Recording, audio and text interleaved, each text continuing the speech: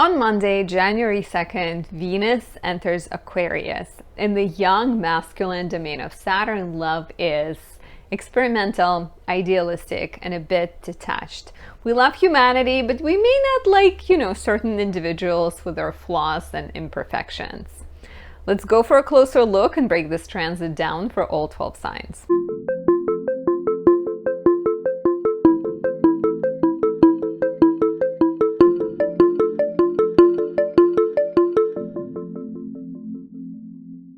My name is Anastasia. I'm a traditional Western astrologer working in whole sign system and specializing in natal, relationship, and predictive astrology.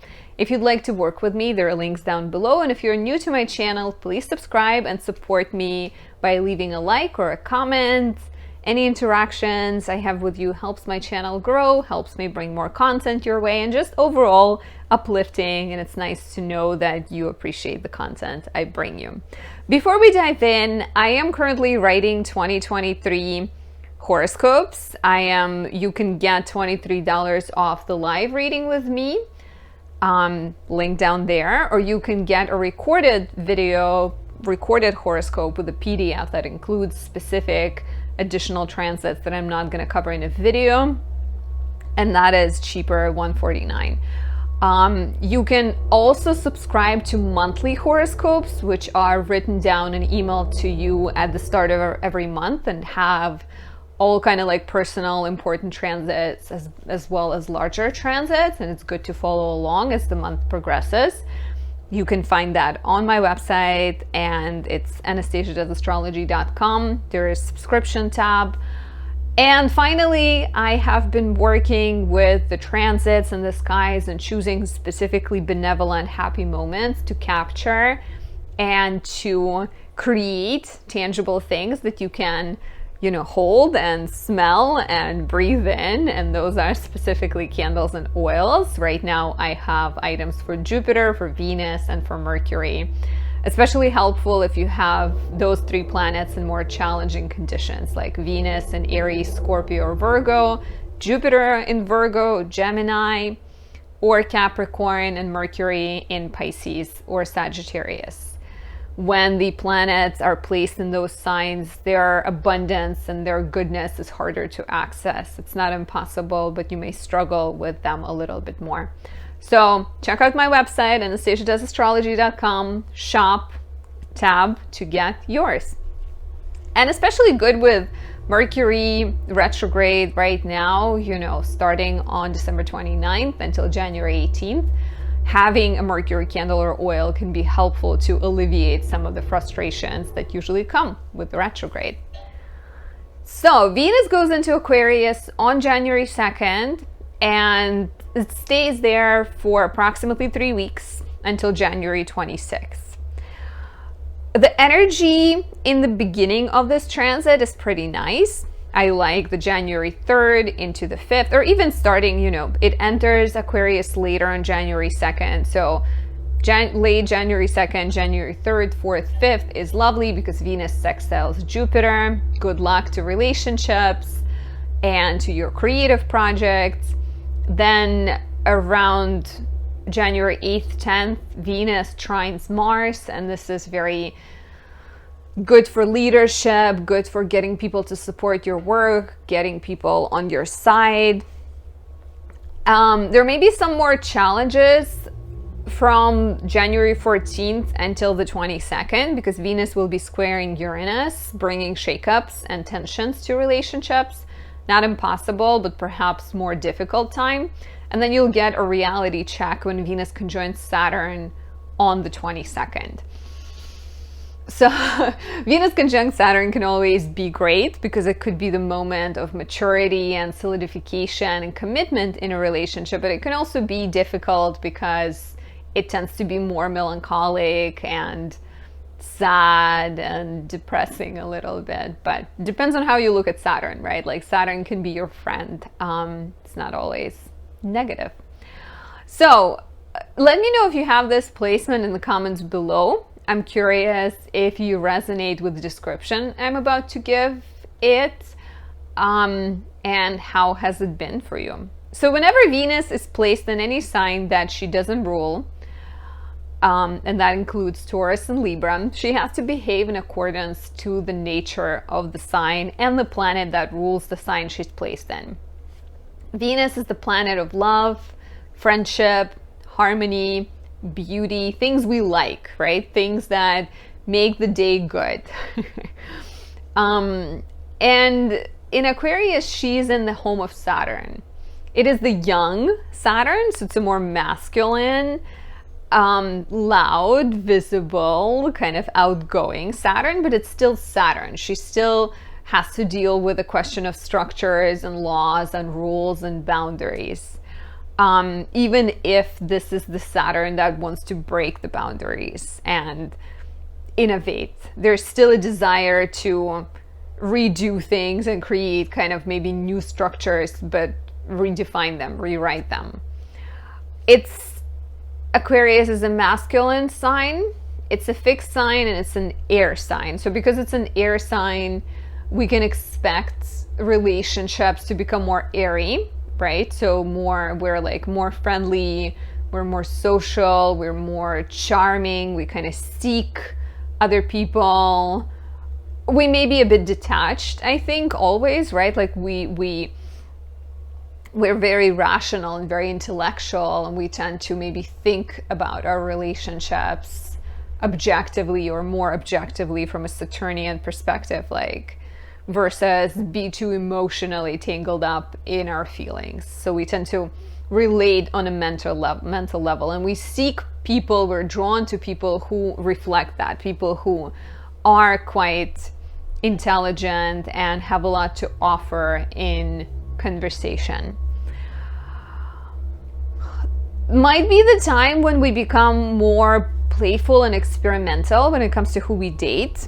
I always see people with Venus and Aquarius as more drawn to the mind of a person and to their quirks and their uniqueness versus what they look like. So if you normally go for 6 feet tall blonde guys, suddenly you might be more interested in a 5'6" like scientist, perhaps, because he talks about fusion or something like that, and it's like fascinating to you and he can teach you something.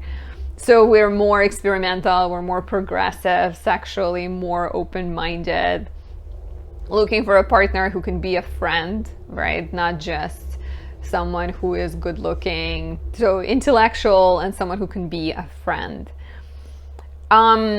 There's tension to Aquarius as well, right? Like Aquarius sometimes gets pigeonholed as the sign that is all about progress and innovation, but in every Aquarius there is this kind of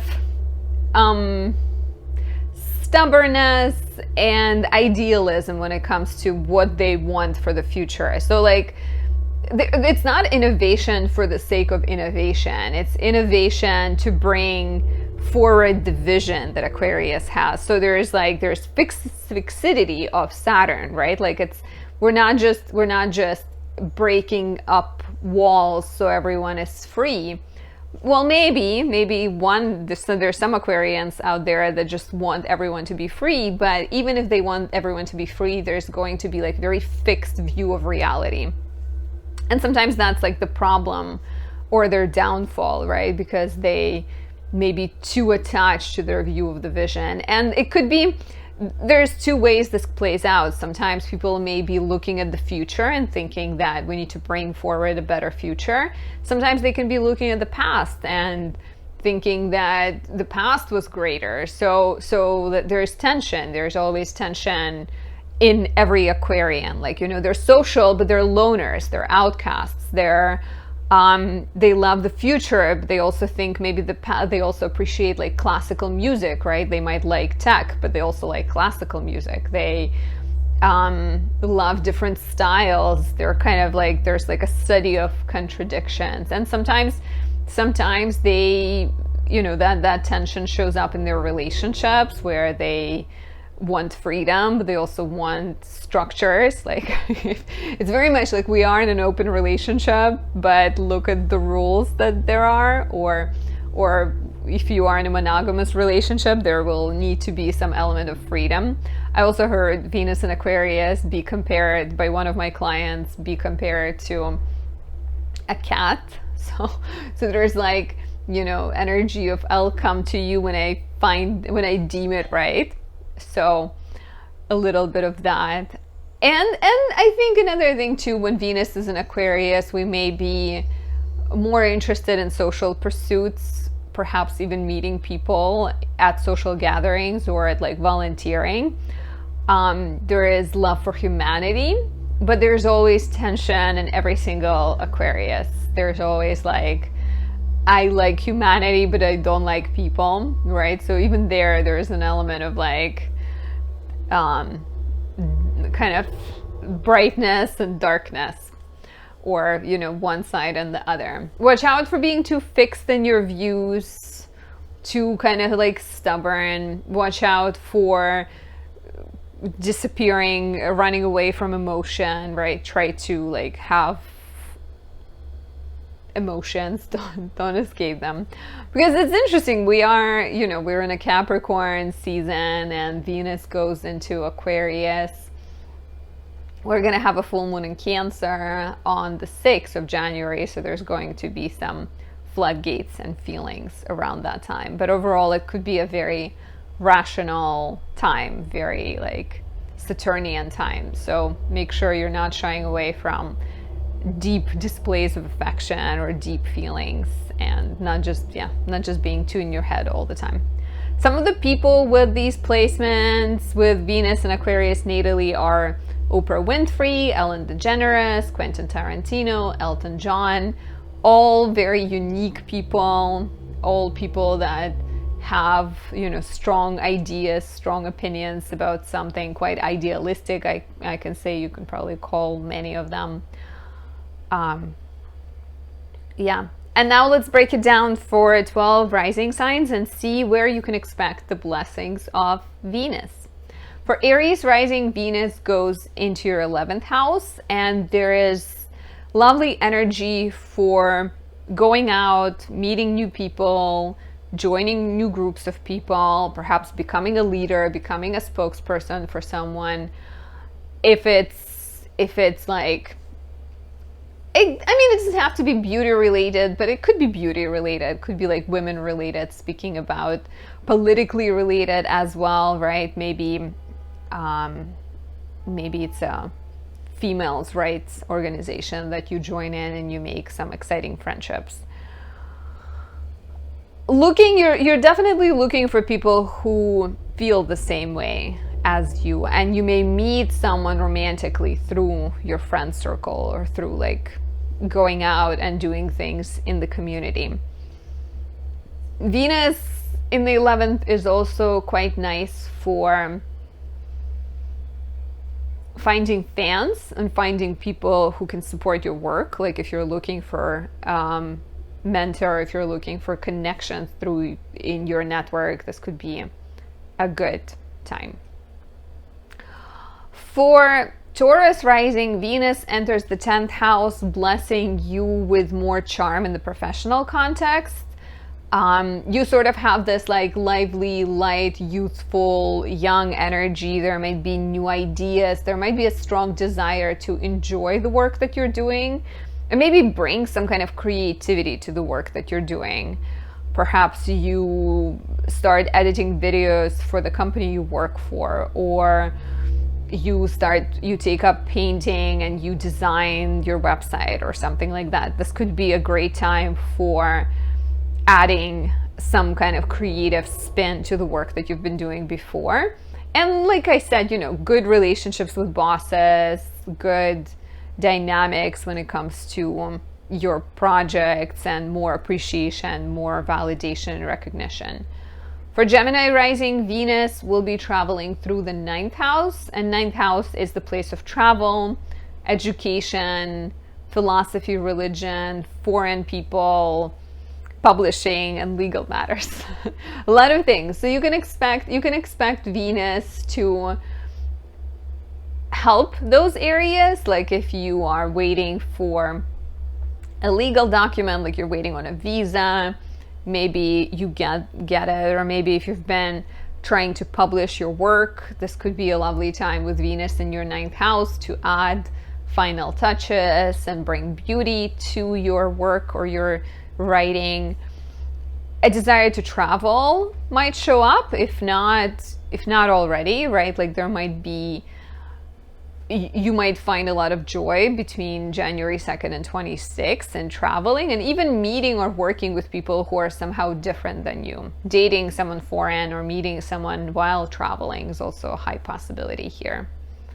For Cancer, rising Venus goes in the 8th house, and this might be good for your partner, for their finances, or even getting gifts coming to you through other people. They don't have to be major gifts, but perhaps you have been eyeing a purse that you really like, and your boyfriend notices that you really want to get this purse, and they bring it to you.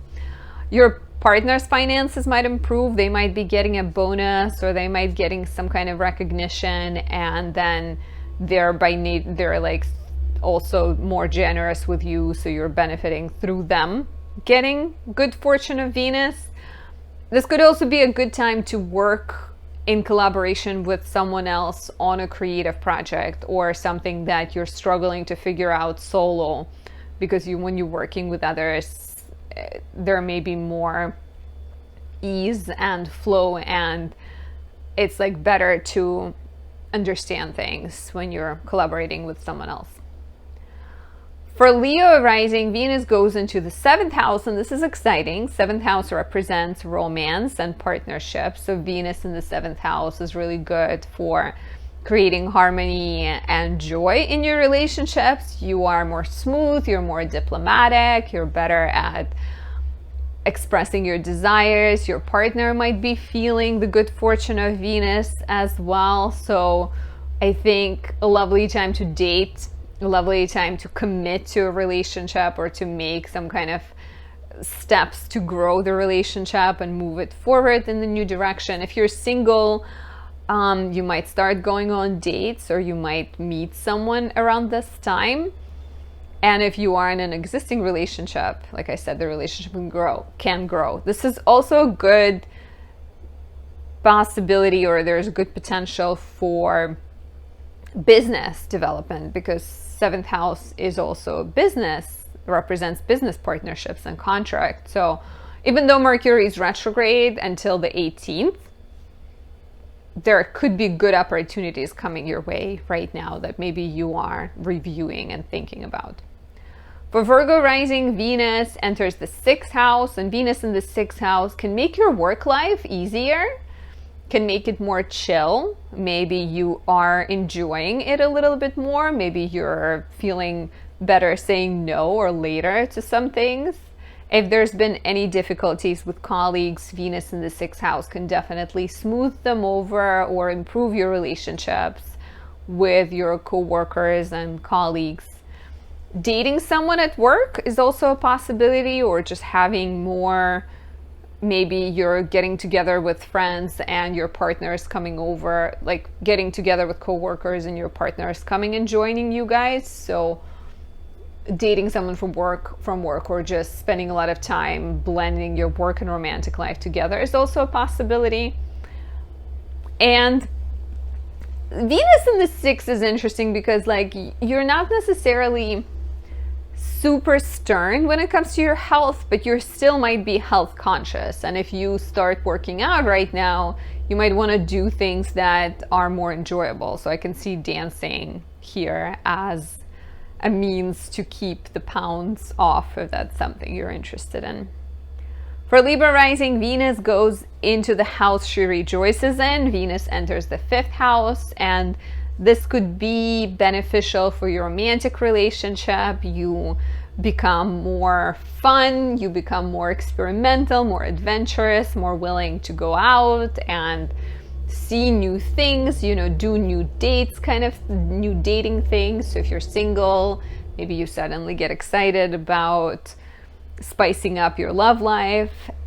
Because it's also the house of creativity, there might be more opportunities to create. Maybe you've been in a funk I felt like with all the retrogrades, there's not been a ton of motivation to be creating things. So, you know, clearly I still am doing it right now by talking to you, but Venus in the fifth house could be, especially in Aquarius, it could be like, well, you haven't thought of it this way, or how about doing a voiceover? How about making an animated short or something like that? So you're more innovative, more excited about creating. It's also the house of children and baby making. So sometimes there might be more time spent with children, more joy when it comes to children, or more baby making. You know, lots of good stuff. For Scorpio, rising Venus goes into the fourth house. Fourth house is the place of home and family. So Venus here can be a blessing. It could make relating to family members easier, and it could also be a sign of changes to the home. If you've been doing any renovation projects, maybe this is the time you put finishing touches on it. And even if you've been settled and happy in the home you're in for a long time, Venus here could be an indicator of, you know, buying new art and putting it on your walls, bringing in some technology into your home that can be supportive. Like you buy a gadget that can wash the dishes and dust your floors or vacuum floors at the same time. I don't think that's possible, but you know, if anyone can come up with it, is Venus in Aquarius energy in the fourth house. Working from home, enjoying being at home, spending more time with family can also be important at this time. For Sagittarius, rising Venus goes into the third house. Third house is the place of siblings, neighbors, your local community, your schedule, transportation, and communication. So Venus here will likely make you more diplomatic, will make your speech softer, and it's Aquarius, so it's scientific, but it's kind of charming. So you get the boost to your charm. You are cheerful, you're kind of like rational and intellectual. You may be drawn to take more short trips, kind of not too far away, but more local. Relationships with siblings can be highlighted, where you are joining forces with them, you're benefiting through them somehow. Maybe you're getting more gifts from siblings. Neighbors could be especially generous to you, like bringing you pies and cookies or something like that. And having more ideas, because third house is also the place of skills and hobbies. So having exciting creative ideas, using your hands to create things, and maybe putting your work out there, writing something, starting a blog, is lovely at this time. Of course, wait for Mercury to go direct on the 18th of January. For Capricorn, rising Venus goes in the second house, and this could be a 3-week-long blessing to your finances. Of course, Venus in the second house is always two things, right? There is a possibility of you spending more money as much as making money. So I would warn you from spending too much, because there's a bit of a sense of like, oh, I pay for everything. You know, the finances are good right now. So maybe try to save some money for later. But overall, Venus in the second could be a sense of valuing yourself more, better finances, relating well with others, finding clients, kind of being better at connecting with other people and bringing other people's fortune to help yours. For Aqua rising, this is really exciting. Venus is finally wrapping up the cycle of being in your 12th house. So if there's been any tension surrounding relationships, any past issues, difficulties coming up, questioning how you're standing in your own way, Venus going into your first house is a lot more relaxed, a lot more chill, a lot more fluid and flexible and charming. So you embody Venus for the next 3 weeks and a few days until January 26th, and you have that lightness and beauty to you that brings other people your way. It might be a lovely time to go to a spa, to get a massage, to upgrade your look, to get more dresses, to treat yourself, because Venus in the first house she wants to be taken care of and she wants to shine. So as much as you can, let your charm shine around this time, and Venus will be grateful to you.